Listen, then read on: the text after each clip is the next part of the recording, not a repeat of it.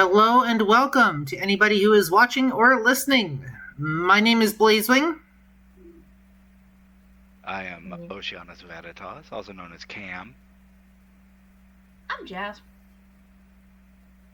Or also known as Amelia. Say that again? I did not hear you. Did it not go through? I said Cube, but also known as Amelia. And we would like to officially welcome you to episode 2 of Masquerade Breach. Welcome to Masquerade Breach. Don't tell the Camarilla. We are talking about Dracula, Dead and Loving It today with Leslie Nielsen, which we watched last Wednesday. This is, and again, I will say this until I'm blue in the face. As far as I am concerned, the best adaptation of Dracula I have ever seen to date. I don't know about anyone else, but what did you guys haven't seen it before, so tell me, one at a time, what did you guys think? Surprisingly very not like 100% faithful to the book rather. But it had a lot of stuff that was in the original Dracula book, which I was very surprised with. It was and still it had such a silly, it was so silly. It was so good. It was so silly. I have so many notes, I don't want to go off on like a 10-minute tangent. I mean, that's alright. I completely agree with Jasper.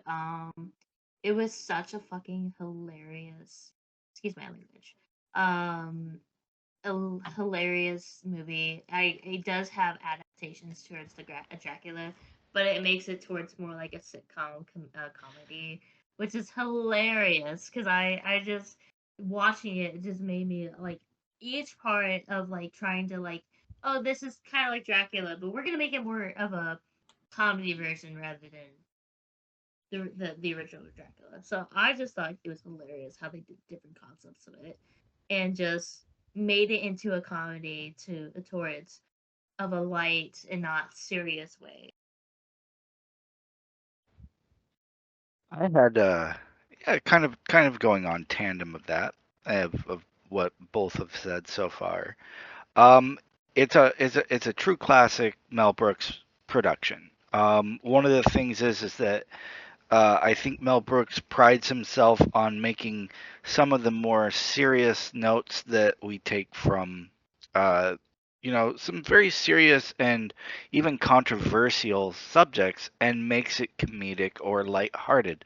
I think it touches on a subject of death that you see with normally a very brooding, dark scenario, and it makes it more lighthearted. Um, Play on words, puns, everything like that really kind of stuck in with me with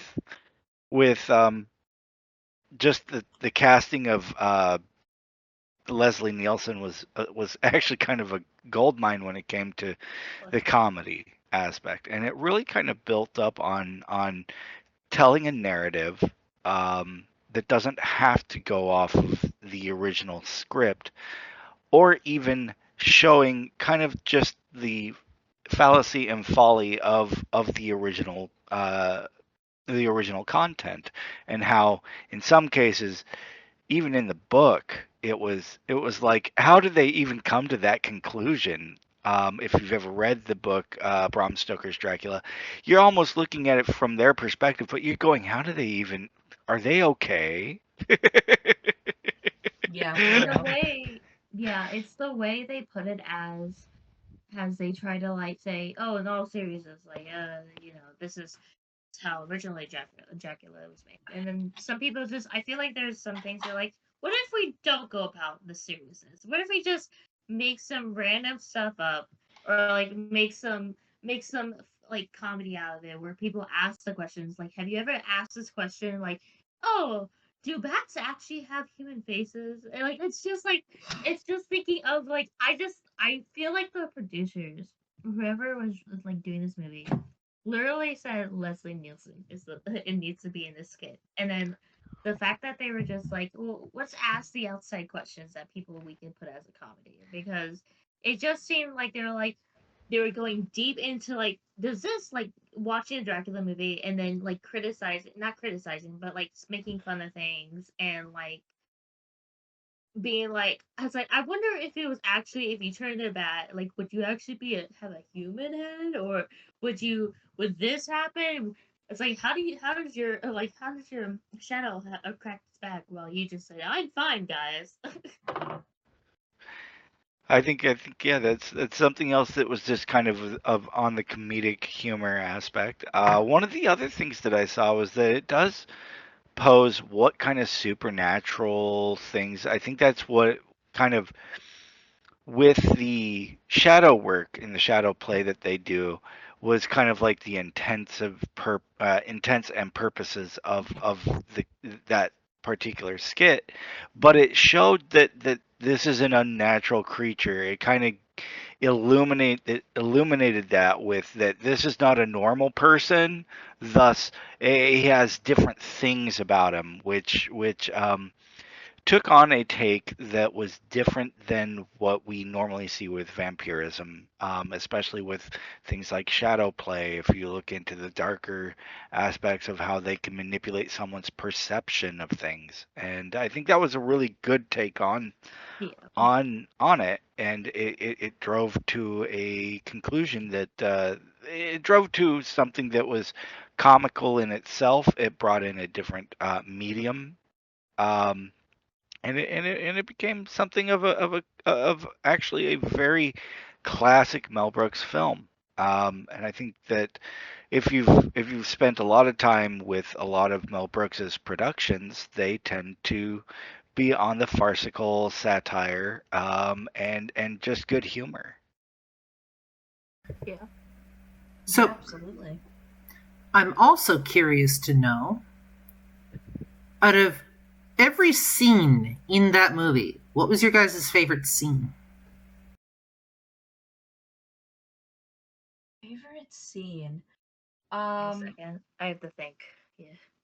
oh goodness.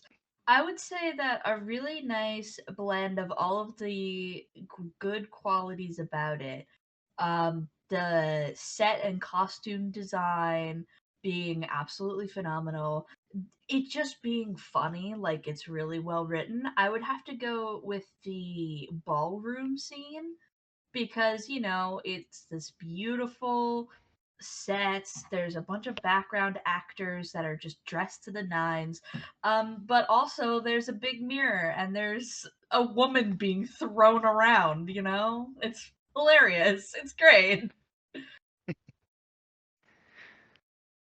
I think one of my favorite scenes, and there are, again, it's very difficult, very close in a lot of. They kept the same intensity with almost all their scenes, of trying to keep the heightened of level of absurdity plus the level of believability. I think one of my favorite scenes is when they're talking about, well, who's the vampire? I don't know.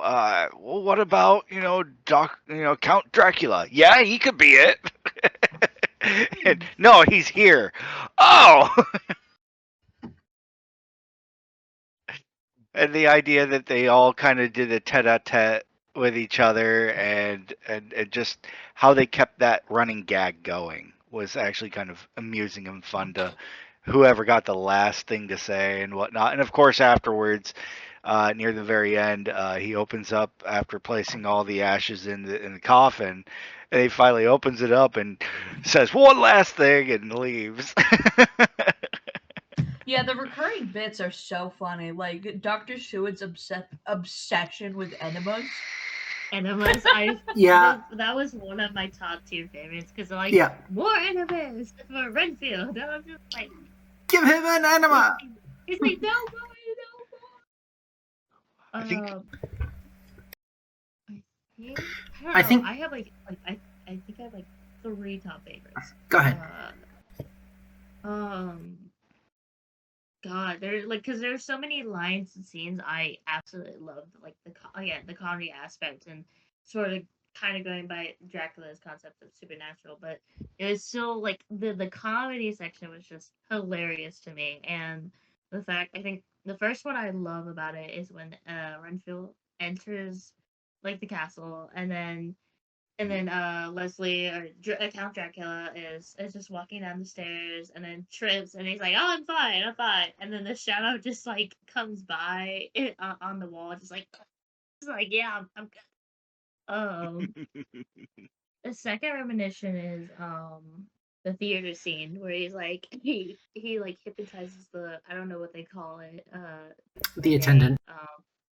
the attendant, and she's just like opens the curtains and is like, what was I forgetting?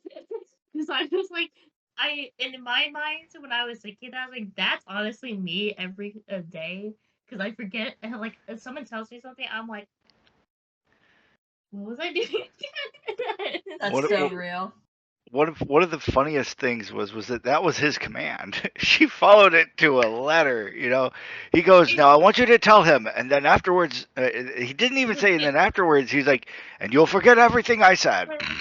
And then of course she goes, "Oh, why am I here?" and then like Count Dracula is like, forget it. It just goes in there already, and then Tennant comes back and it's like, I remember now. It's just like, that's honestly, I feel that 100%. And then the last favorite one I have for my favorite like scene is at the very end where again Renfield's like, I have no master anymore. It's like, what do I do? It's like, you're a free man now, Renfield. It's like, oh, come on, yes, master. It's like, I think for me, I'm tied between two. So one is a part of a scene. Again, like I've told you guys a couple of different times. The scene, the moment where he's racing out of his coffin and then like bashes his head off the fucking light, is one of my favorite moments in that entire movie, because I feel that on like a spiritual level. Just saying. The other one, the full scene, is Renfield and the doctor at the sanatorium with the fucking bugs. Oh, That one was such a good one too. Oh that my was god! so good. Oops, dropped my fork. I believe the poor creature's trying to leave your mouth. No, it isn't. like, I believe it was a bug. I absurd. have different bits Yeah. written down here. That was my favorite ones. What have you got? Probably, she's Italian? Question mark. I have a note here that just says they had it coming, and I don't know what that means. I think that was one of the lines they did. Yeah. I think it was part of one of the bits, and I Absolutely no idea what that's referring to. My favorite bit in general was Renfield. I don't care.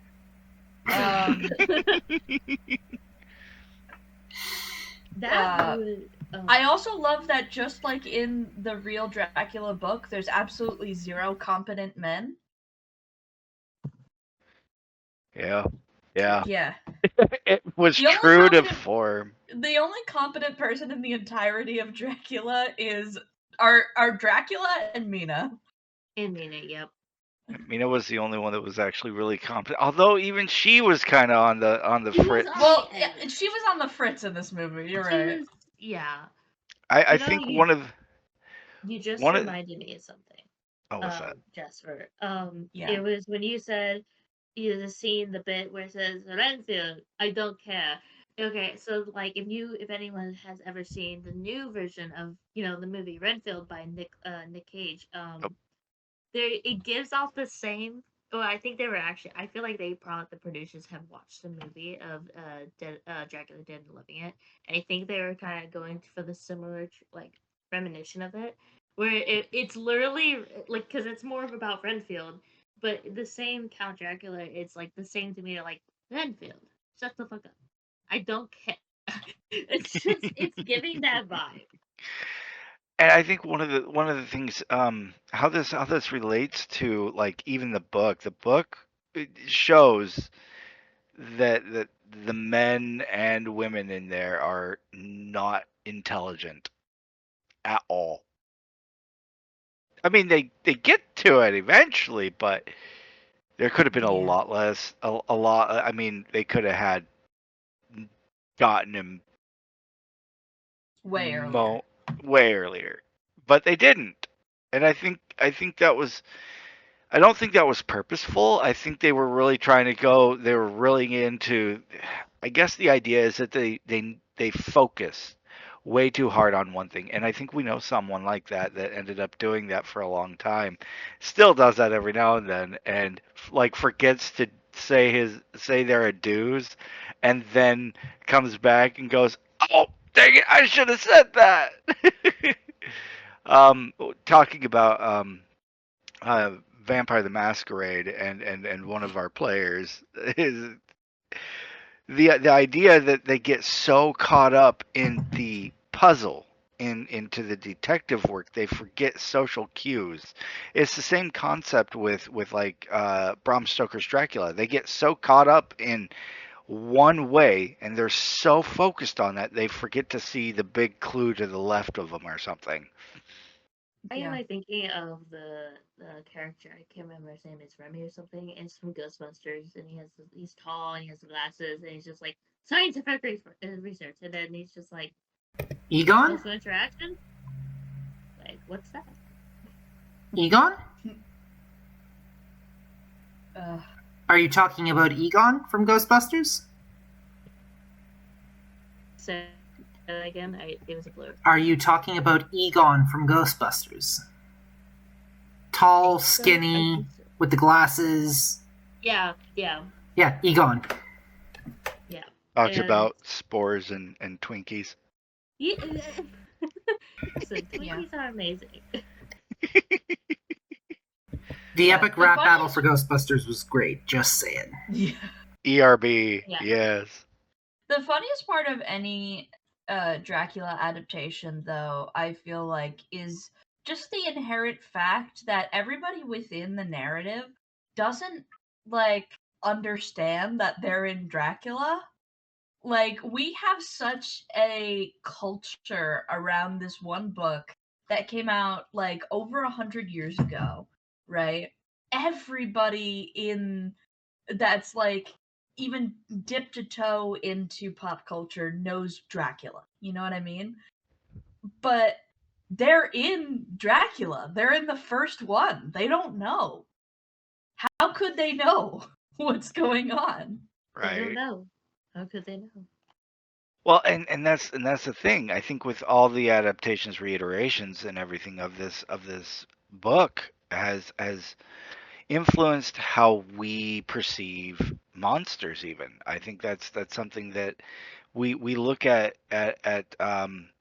romanticizing the villain or romanticizing monsters. Why is it that our brains go to the darker sides and find it alluring? And I think not only does even in the book does it tackle that a little bit, but it also shows in even Dracula Dead and Loving It is that he promises all these things and he never produces any of it. And I think that's why it's such a good adaptation because it's not him actually trying not to fulfill his promise. It's things got in the way with Dracula Dead and Loving It. It's like I was gonna give her this, but she never came by. and then she got staked. I also agree with that, Ocean and Jasper. I also think that it also comes with since people, since the beginning of just like movies when they're like, oh my god, like Dracula, like just how it is classified as a monster. Through I think even before all that, it goes through many years of storytelling, of mythology, and all these different types of through telling your children about these blood sucking demons or these blood sucking vampires that come in the nights and swoop you away, tell you things that you want to hear, and then kill you. And that goes back as far as time, probably. I don't know. I don't know the actual date of that, but I mean, lets me know there's been many stories about different monsters, creatures, supernatural things. Even if they're not monsters and they make it into a nice story, it still is classified as what you expect. And then to when you see different missions and more people that are more switching into the well, this is not technically true, or this, like, let's revamp this into a more nicer reminiscence, or how people have gone through the years of this is not accurate, but it's a story.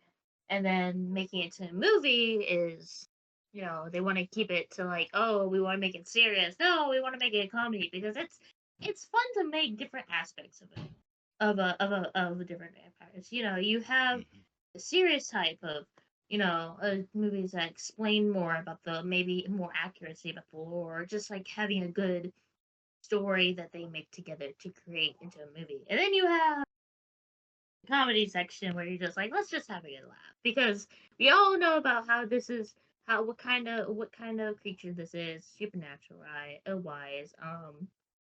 But let's make it fun. Yeah. Let's also not forget that Dracula was originally written as a critique on kind of society at the time. It was talking about and idealizing. What was it? The idea of dig back into my university English course here.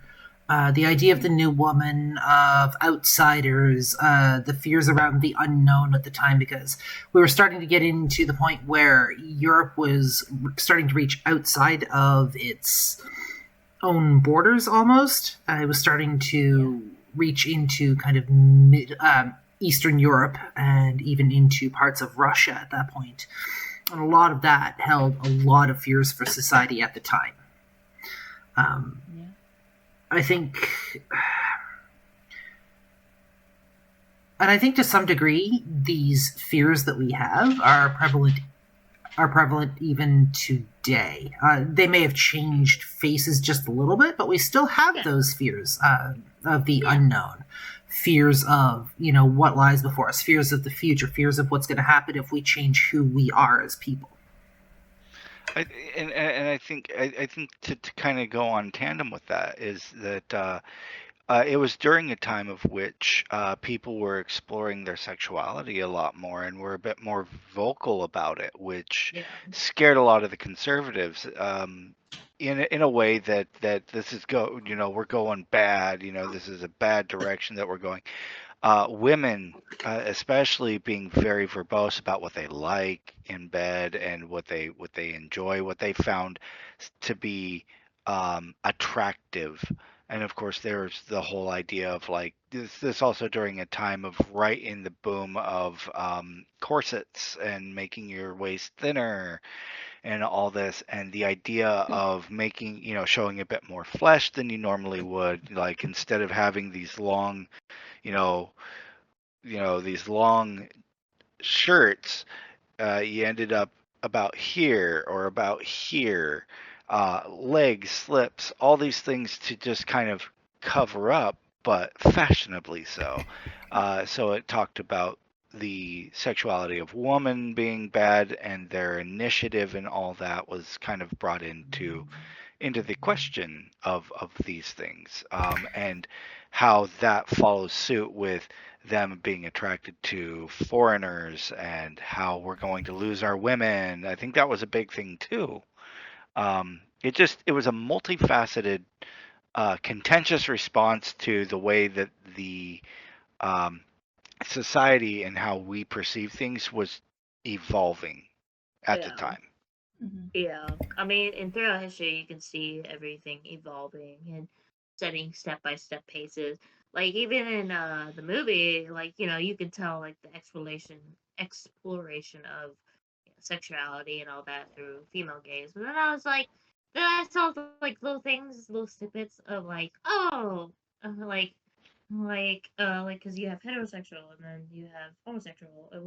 For like I saw like, what's his name? it's the character that has the nice curly hair, brown hair, and kind of like it kind of looks like there's like flirtations around the line of Van Helsing and like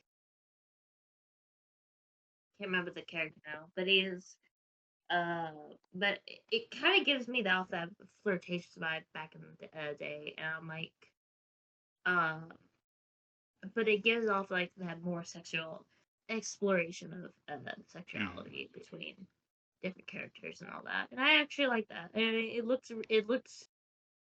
it gave the it didn't do in the box, it did more out of the box. Mm-hmm. Yeah, that was actually, I will say, one of the things I was a little disappointed about was that they replaced John Harker at the beginning, his little thing with Dracula, with Renfield. I feel like it's an easy cop out because it was the 90s. But a big part of Dracula is that he like has a thing for John Harker, and or he has a thing with him, and it's like, but Not just and I understand why they didn't, because trying to make something like that funny, especially in the 90s, might have veered a hard left into just being homophobic. Yeah. But so I think they just didn't touch it at all, honestly. For It that is reason. it is also kind of disappointing because a lot of the first part of the book is about Jonathan Harker's journey back and him trying to warn them all, which I think that got cut out. That removes it removes like a section of this, a very important section of the story. But at the same time, much like you, I understand why they did it. Yeah. It's not funny. I found the character. It's Martin, and the way that, like, you see at the end where Mina's like, oh my god, like, Martin, take me, and it's like, and like, yeah, it's okay, and then I just see like where the dynamic of the scene of Van Helsing and Martin, where they're like gonna kill is it Lucy, and they, and I see like I see a little dynamic there. I'm like, okay, I'm like, these two, yes, we like this. I just like, and even if people are like, there's nothing there, I'm like, it's just, like, there's just like, it's just a scene that they're just, but it's like, you can just kind of still little quirks, and you can just think about it as like, they would be a really nice dynamic partner, like couple, not couple, like dynamic duos together. That's what I was gonna say. But I would say so that it gives more exploration towards that, and I was unfortunate about it. Right. Yeah.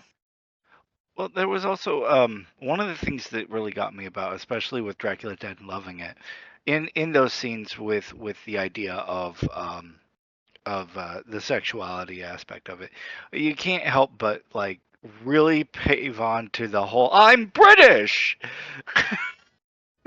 The idea that was a way to say I can't be sexual with you outside of wedlock, because even if we are wedlocked, I'm British. Yeah. And it got along that whole aspect of just how British people only show affection to their horses. In fact, I've heard that from someone who's dating someone or is married to someone who is British. That You just stiff upper reminded lip. me of the scene of Mina in the riding crop, and like how she looks like she's like, because essentially she told Lucy, oh, let's go riding together, and it just looks like, I'm like, where is this going? Because like we know like the base plot is like, oh, let's go off to the horses and it has the riding crop. I'm like, where is Something this tells me going? there's a little bit of a double entendre here, and it is true. The idea of reaching in and delving into that's a taboo, But the idea of holding the way she held it was obviously one way of explaining that this is not going to be for the horses. Mm-hmm. I just thought it was funny. Just I'm like, Mina, you scoundrel. Ooh. Ooh, Mina. Love So- her. Love her to death. So Love did Mina we and have? I know that we have more on this that we could discuss. Was there any questions that may have been needed beforehand, or what we got, Blaze? Can we just talk for a moment about the crypt? When they go into when they go into do the staking, they put the stake to the chest, they hammer it, and just all of that fucking blood that like spurted out. They're like, I don't think it's in all the way. Do it again, and it's like even more this time. That was great. Like that was bloody great. I love think it. one I of the think other- she's not entirely dead yet. Ah, she's dead enough.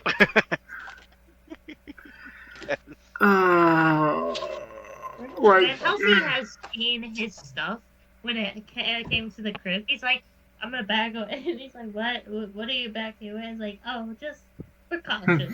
Just like, I've seen my day of putting a stake through someone. And then it's like, that's what to that again. all that blood. Why are you not covered in it? I've been to many a staking. It's all about knowing where to stand. This man did not seem to know location. Or, as another Mel Brooks movie is quite famous for saying, merchandising. Merchandising. Oh my god, you just reminded me of the, who were the first, I don't remember the I don't want to get it wrong. This first scene when Renfield's coming to Transylvania, and then the people there. I don't want to say the wrong thing. Villagers. Villagers. Yeah. Let's. That was a funny scene. And I love the man's mustache. I was like, that's a cool mustache. That's an amazing mustache. And then Madam, I don't remember her name. Yeah, but just the throat thing. I say, I think can I you tell can do it. Can you tell the carriage driver to slow down? I'm quite nauseous. Leans out the window. Oh my god, the sun's going down! Speed up!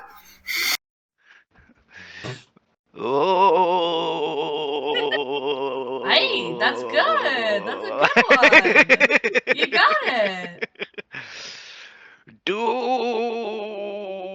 Doom. Got it in one. What Yeah. else do we have for notes? Just, You know, Jasper, what's your answer? Go ahead, Jasper. No, I'm looking. Did you find? Loved that they had the spider climb. Yep. And I have a note that simply says, "Bro on the ceiling" with 3 exclamation points. Yep. So, not only bro on the ceiling, slammed the door, bro hit the floor. Yeah. Listen, he hit the floor. Next thing you know, Shotty got low. Just Um, FYI, he hit the floor harder than my stepdad hit me with a belt.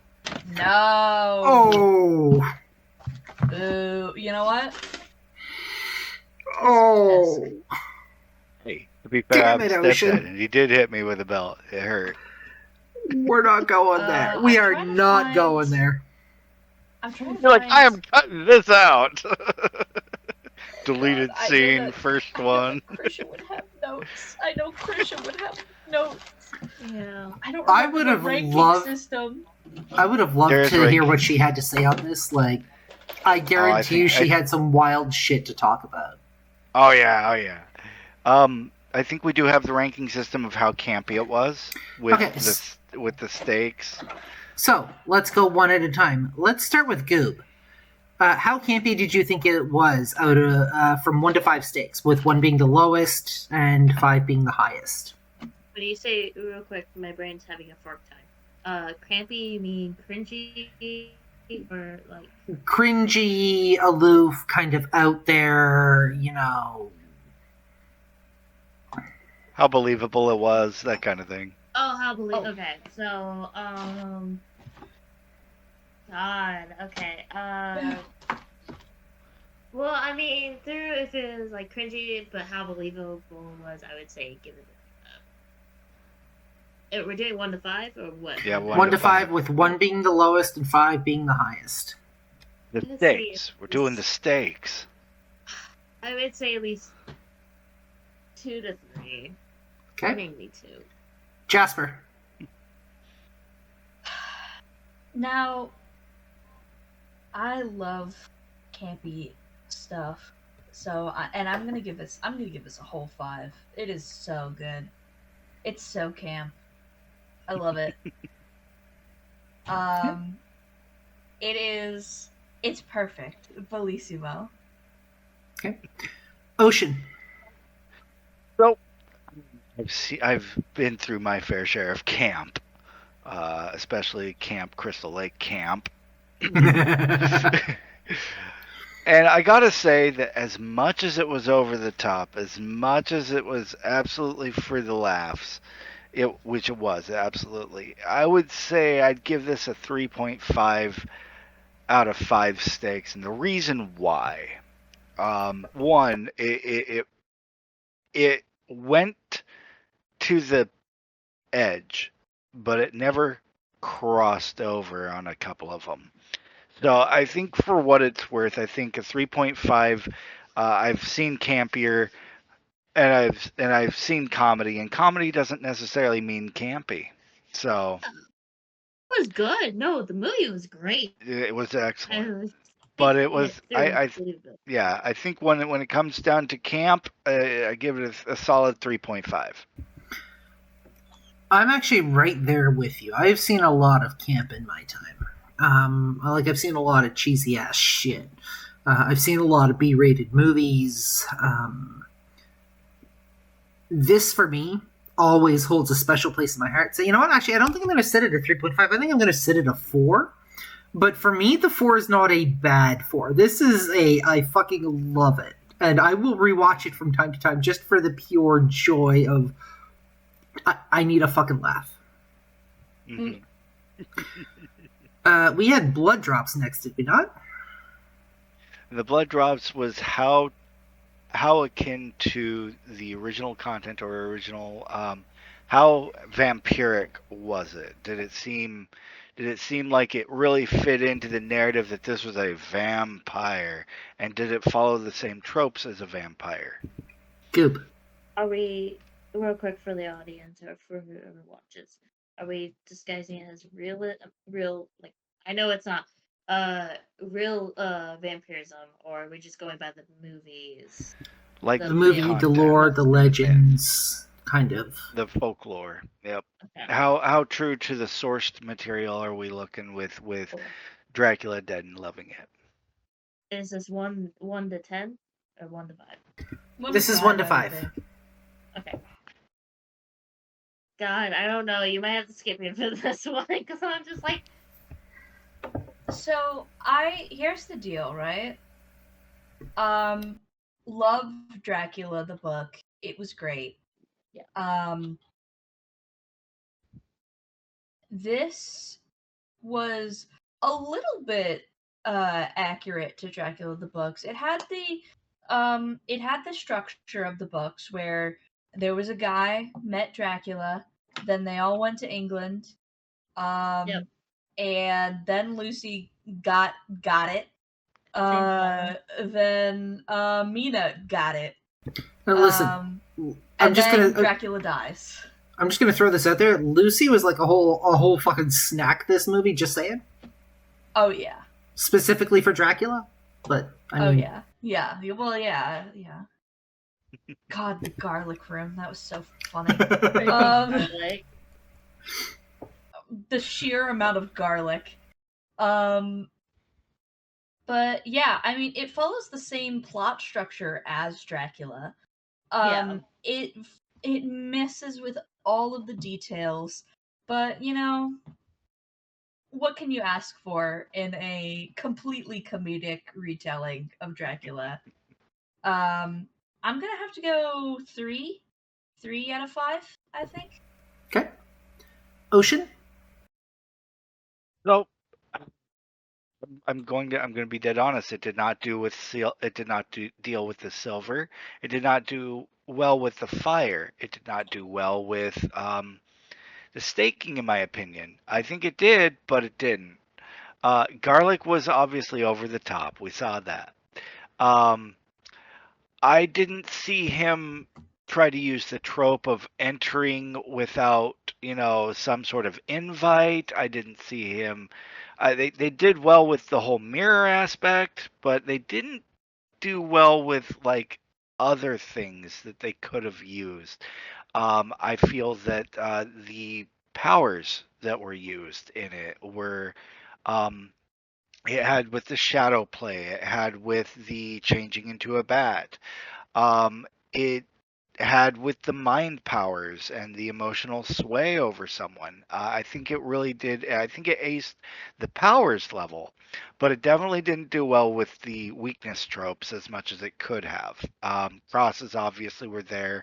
I think one of the things they could have put in was that it had to be a silver cross just for the sake because of that, but I didn't see that anywhere in the movie. It wasn't inferred. It wasn't even mentioned with the silver. I think obviously the drinking of blood was a thing, kind of, especially with the straw sounds. I give it I think I'll go with a 2.5 on this one because it didn't follow suit truly to the sourced material of what weaknesses vampires have in the folklore.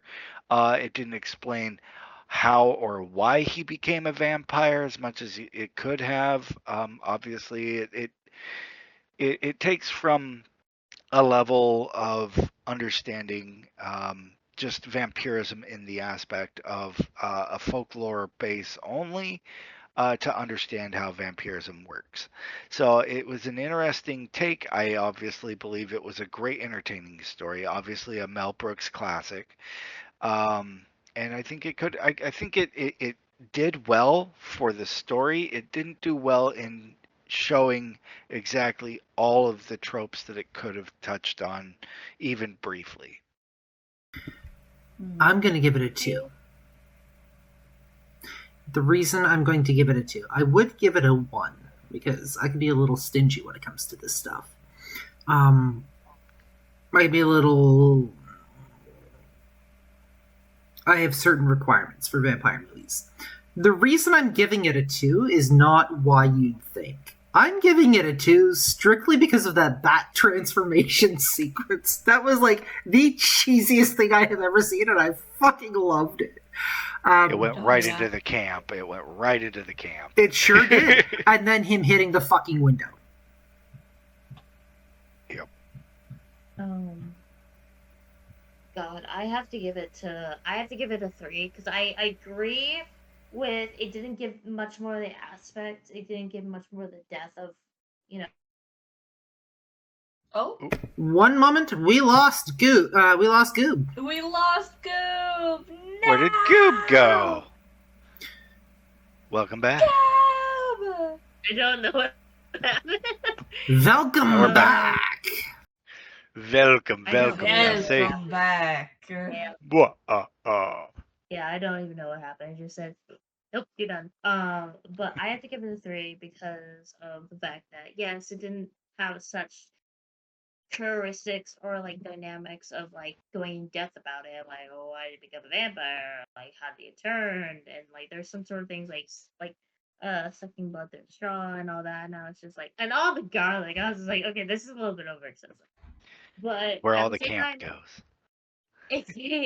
it gave the aspect of it gave the aspect of the bases.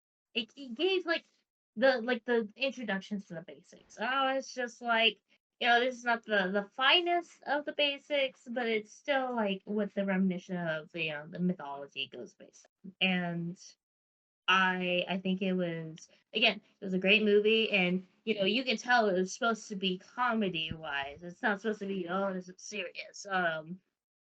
I would Yeah. give it a 3 out of 5 because of it just how the main basis of it was. There should have been more things I would think that they could have done. And how they could have, they could have still stirred the pot a little bit to be more, to have that comedic side, and like, yeah, with the mirror and the steak and all that. But at the same time, it's just like, you're going two ways. Yep. And our last one was the coffins, I believe. Yep, the coffins were how well was this movie made? How well did you enjoy it? Did it follow suit to entertaining purposes? Did it follow suit with telling the story and narrative? If it is an iteration, did it follow well with the sourced material? So we're going to start with Goop. I'm gonna say it's a 5 out of 5. I freaking enjoyed it. I'm gonna tell people like, well, it's not accurate.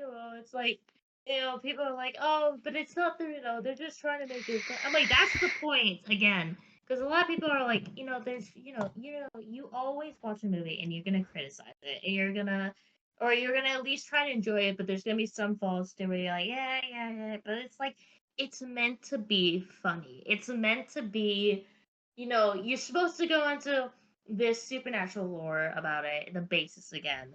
But at the same time, it gives that aspect of, hey, you had this movie about Dracula, it's all serious, and then you have this reminiscent of movie that's more comedic. And the way I love, when was it? I don't remember when was it made? It was like 94, I think. 1995. So if we think about it through the time of how, cinematographic and how people do props and how people make it through like CGI and all that, I thought it was really good for a 1995 movie. Some things are like, that's weird, but like, again, we're in 2024, and back in the day, movie production was a whole lot different. So I thought it was a really great reminiscence about the movie scenes, about how they did and like going up the wall, the mirror scene. That was funny. I love that. I was like, I don't know how you guys did that, but I don't even really care how you did it. I just loved it. Jasper. Yes. I Coffins. was thoroughly entertained, I will say. I feel like there weren't a lot of times where there was dead air. Always something was happening. I mean, there was just so much to pay attention to. It was almost too entertaining. I would give it, I'll give it a 5. Why not? The thing is, I don't want to set my baseline of like, this is the best one we're gonna watch, and then it's all downhill from here.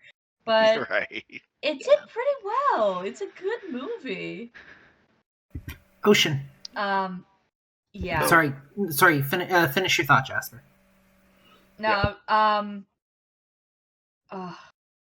I do also appreciate, you were talking about CG and stuff. I don't think a single background was CG. No. I think it was just pure set design. And yeah, that's what I was trying to say. Yeah, it was. Oh man, it was. My little film major brain is going crazy. I'm.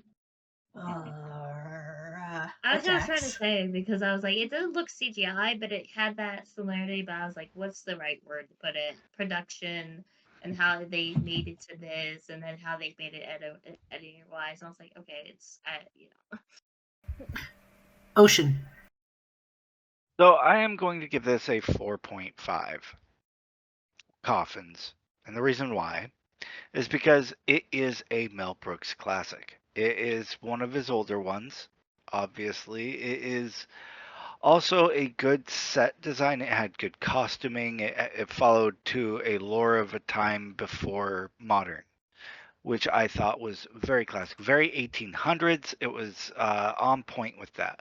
Again, the idea of special effects works, like with the massive geyser of blood that splattered the guy. You could tell it was cold because he was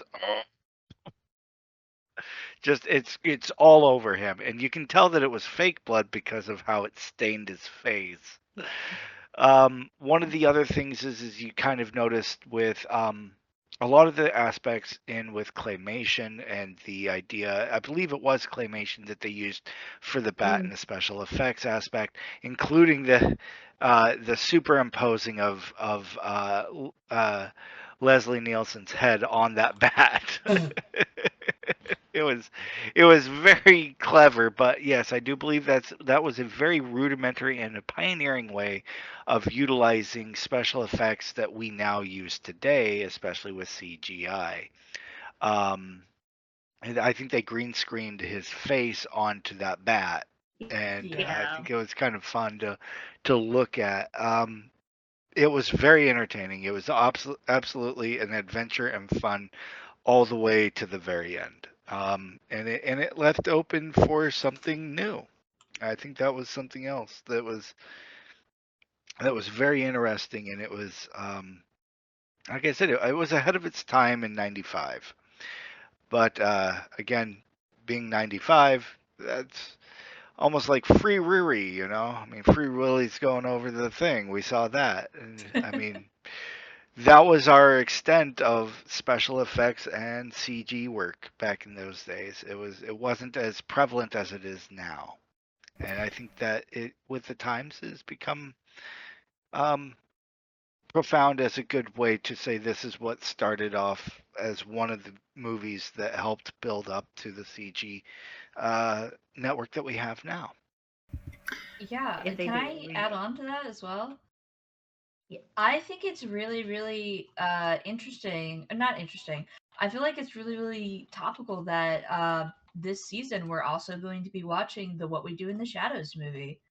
Yeah. Because that's a more modern, comedic vampire movie. So it would be nice for maybe we could do like a comparison in effects and like how we got the story across, because I wrote down in my notes there are at least like 3 or 4 different things that appear in What We Do in the Shadows that happen in Dracula Dead and Loving It. Like they mention putting newspapers down for to catch the blood, the bat transformation where it's just a dude's head on a bat.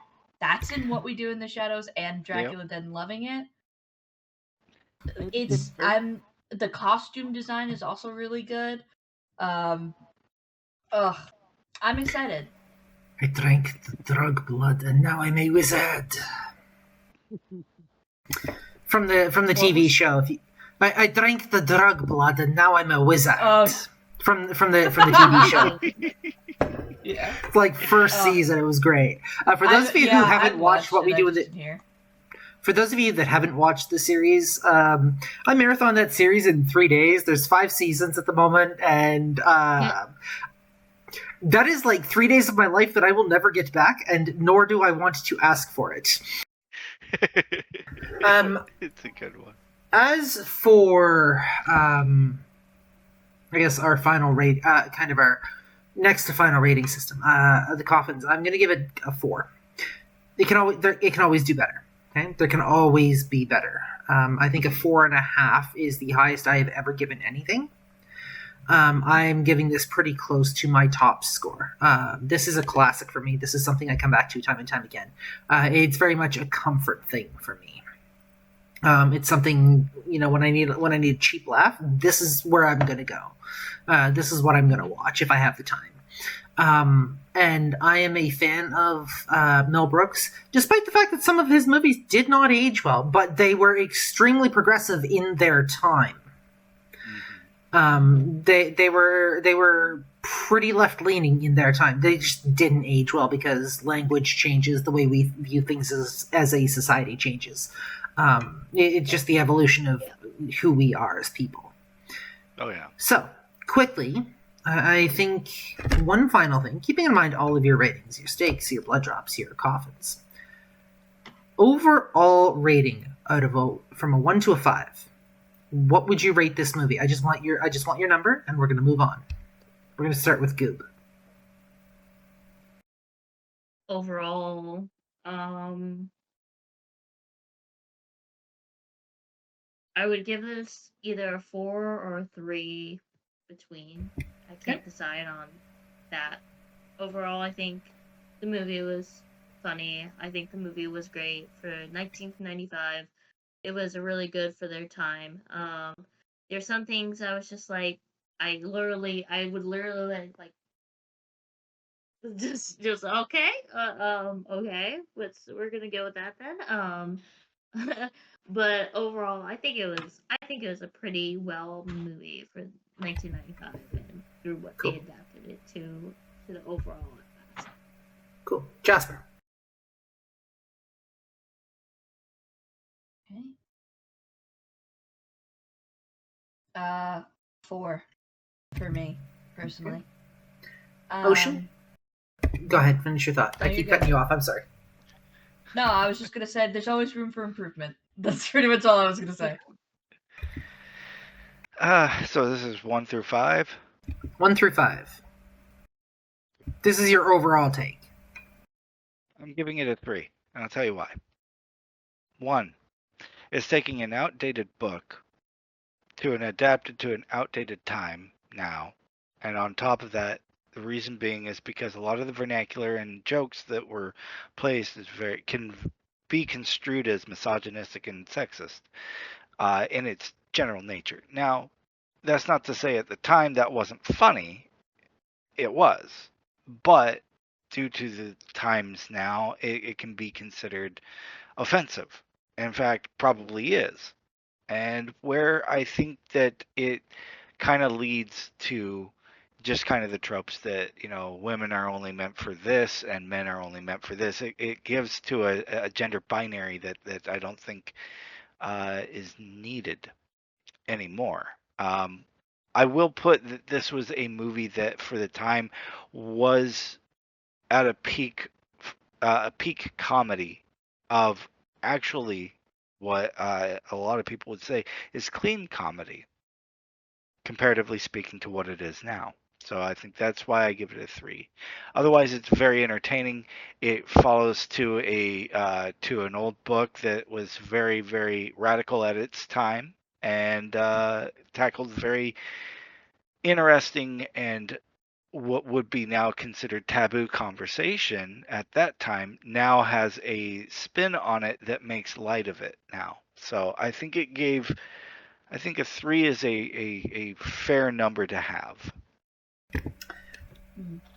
I'm going to give it, given all of my ratings, the numbers that I've assigned, the 4, the 3.5, and the 2, I'm going to give this a 3.5 overall. Not quite not quite cream of the crop, but nowhere near the worst movie I've ever seen. Right. So, unless we have any final thoughts. Any what? I apologize. Final thoughts. Final thoughts. It's a must recommend if you enjoy this. If you want to kind of get with where the history is, I absolutely recommend this for its hilarity, its funniness, its wit and comedy is very, very good. I would not mention this to your children. This is not a child's movie, but I will put that it is a good starting point for those who are interested in learning vampirism in a way. For the folkloric comedic side, it gives you kind of an entertaining lens into what that's like, especially a comedic lens. That not all controversial topics have to be dark and brooding.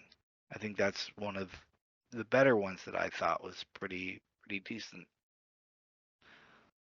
Yeah. Make Dracula gay again. Okay, so we stay with me here. Stay with me here. Yeah. We need bright red hats with that text on it. It'll be called the MDGA. Yes. Yes. We'll have to make, like, with a G inside the little thing, a rainbow. That'd be pretty cool. On one leg of the M and one leg of the A, we'll put in, like, little fangs. Make sure it's all in one line. Yeah, yep. I'd vote for that. Good. Final thoughts? Honestly, it made me.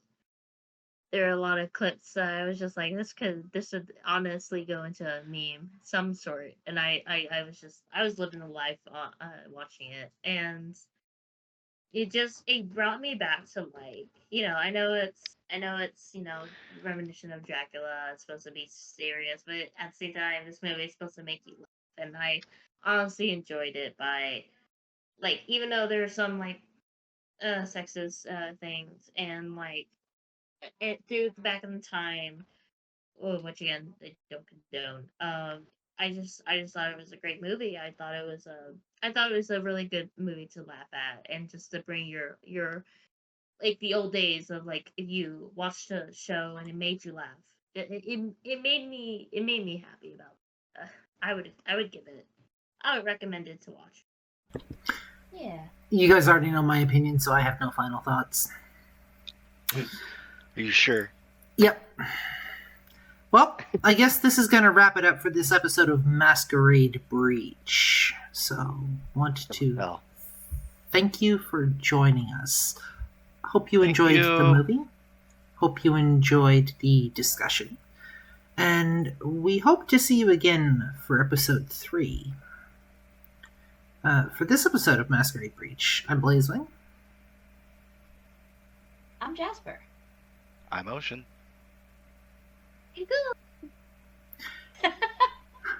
Thank you for joining us for Masquerade Breach. Shh, it's a secret.